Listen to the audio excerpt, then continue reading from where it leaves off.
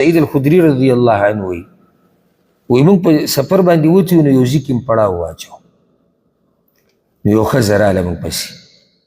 او ښځې دا ووایي چې د دې علاقې چې کوم مشر دی هغه څه شي وله ټک ورکړی دی او نه ښه کېږي فهل فیکم من راق په تاسو کې څوک شته چې دم اچوي د دې نه دا واضح شو چې دا دم جاهلیت د ورځو نه مشهور دی دا خلک مسلمانان نه دي خو د دم سره عادت دی نو یو کس پاسېدو په منځ کې په بل روایت کې داسې واضح راځي چې په خپله ابو سعید الخدري رضی الله عنه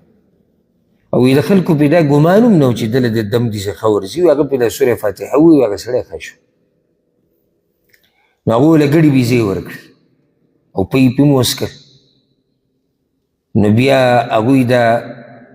فیصله وکړه چې دا وخته پورې د ګډو بیزو ته به څه نه وایي لا تحرکوها حتی نأتي النبي صلی الله علیه وسلم دا وخته پورې به دې له لاس نه وړي چې پر موږ د پیغمبر خواله نه ورغلی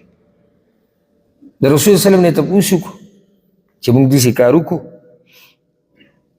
او دا ګډې بیزې یې الله کړي دي چې دا به زموږ دپاره حلالي که نه رسول وسلم او حلالي تقسیمي کوي او زما له پکې هم برخه راکړي خو رسول صلی الله علیه وسلم بیا دنه تپوس وکړو ما کان یدریه انها رقیه ده ته څه پته و چې دا دم دی هغه دا کار په خپل اجتهاد کړی دی و اجتهاد کې صحیح ځي ته رسېدلی دا صورت د دم دپاره دی ویلی کېږي دې کې شفا ده یو روایت کې داسې راځي صحیح بخاري کې دی چې ان الرجل امر له ب30 شاه د کوم سړي چې دم اچولی امر وشو دغه علاقې د مشر طرف نه چې دله به 30 ګډان ورکوي 30 ګډانې وله ورکړي نو د دې نه دا مسله هم راووته چې که چېرته سړی په چا باندې دم واچوي شرعي دم دا مسلې ټولې را روانې دي انشاءالله شرعي دم دغه کوډ و منتر والا چې کوم دمونه اچوي هغه نه او په هغې څه واخېستې دا جایز دي خو شرط دی د دې نه به تجارت نه جوړوي د دې نه به تجارت نه جوړه قرآن دې لپاره نه ته بیا تجارت جوړ کړه لکه بعضو باقاعده دوکانونه کولو کړي دي اوبه خرڅوي دم والا ګبینان خرڅوي په دې دم ویلی شوی دی په دې دا شوي دي په دې دغه شوي دا صحیح طریقه نه ده قرآن دې لپاره نه ته به تجارت جوړ کو دمونه پې اچوه کله ناکله که چېرته تا په چا دم واچو او سیدله درکړو یا تا مطالبه وکړه هېڅ خبره نه ده خو د دې نه داسې یو تجارت جوړو چې څنګه زموږ په ملکونو کې دی او بعضو نورو ملکونو کې هم بعضو خلکو ما اورېدلي وي د بعضو فیس پکې 10,000 روپۍ ده او 15,000 روپۍ ده او 20,000 روپۍ ده دا صرف ځان خو فیس دی بیا مخکې به دی څه کوي هغه وروسته کیسه ده پوره تجارت یې جوړ کړی او بیا وایي وګوره ابو سعید الخدري نه ابو سعید الخدري د دې نه تجارت خو نه و جوړ کړی دا خو یو موقع وراله او هغه دا کار وکړو په روایت کې داسې راځي د ابو سعید الخدري رضی الله نوم پکې راغلی چې هغه پې دم اچولی او 7 پیرې پې سورت الفاتحه ویلې وه نو دا مسله راووته که چېرته بیماري نو په ځان باندې سوره فاتحه 7 پیرې وایه او دلته بله فایده به راته هم ذکر کوي دا ولې دوی دا ګډې بیزې د هغوی نه واخېستې نو داسې راځي چې کله دا کسان دغه علاقې ته ورلو نو دوی ولې مېلمستیا ونه کړه پړاو یې هلته واچوه مېلمستیا ونه کړه مېلمانه راشي خلک له مېلمستیا کوي دوی مېلمستیا ونه کړه بخیلان بیا په دغې کې راغلي وي زموږ مشر چې دی بیمار دی نو ابو سعید ورته وي زه به پې دم واچوم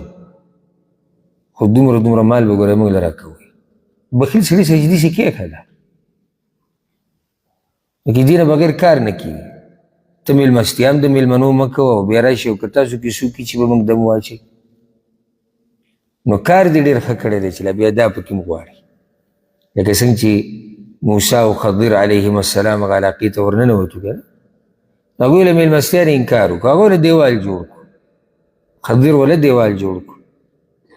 موسی علیه السلام خو ځکه بیا هغه اعتراض وکړي که نه هغه ستا مېلمستیا نه کوي ته ولې دیوالونه جوړوي د دې نه یو فایده راووته کله ناکله چاله د تربیت ورکولو دپاره بس معامله ورسره لږه سختې نه جي نرم خوی په خپل ځای کې مناسب وي تا ځان نه بخیل جوړ کړی ځان دې د مرۍ نه نیولی دی او خلک به تا ته خاندي را خاندي او ته به د خلکو هغه مال خورې او جي نرم خوی نو کله د تربیت دپاره به سړي له داسې زورونه ورکې یو کړنګ به ورکې چې بیدار شه طریقه دې غلطه ده نو دې صورت کې شفا ده ورسره یاده کوي دې کې شفا صرف د بدن نه ده دې کې شفا د زړونو هم ده په ټول قرآن کې شفا د زړونو ده او په ټول قرآن کې شفا د بدن ده هسې مثال پهله درکړمه چې یو فایده به تاسو ته میلاو شي څنګه دې کې د زړونو شفا ده مثال دا ګوره مثال دی موږ چې کله سوره فاتحه وایو موږ منځ کې وایو ایاک نعبدو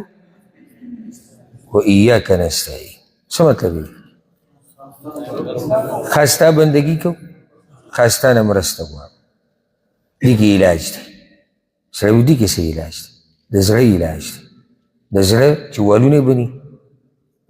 یا هارټ اټیک ورته شوی هغه علاج پکې شته د هغې خبره وشوه دم په چا باندې واچوه الله د هغه په نصیب کې لیکلي شفا الله شفا ورکوي زه هغه نورې بیماریانې وم چې هغه معنوي دي زړونو کې دننه دي یو سړی به چې هغه څنګه ته الله ته ایاک نعبدو خاص بندګي ستا کومه د بل چا نه کومه دا د ریاکارۍ علاج دی دا د څه علاج دی ریاکارۍ او ریاکاري کوم ځای کې په زړه کې بیا ته یا الله ښه ستا نه مرسته غواړم زه کمزوری یم دا د تکبر علاج دی او تکبر کوم ځای کې بنیادي زړه دی داسې ما یو دوه مثاله درکړو دا خبره به انشاءالله راځي او یاره که سړی داسې کینې او ډډه ولګوي که نه ښه مزېداره او مخې ته ورته چین پروت وي د هغې نه هم ګوټ کوي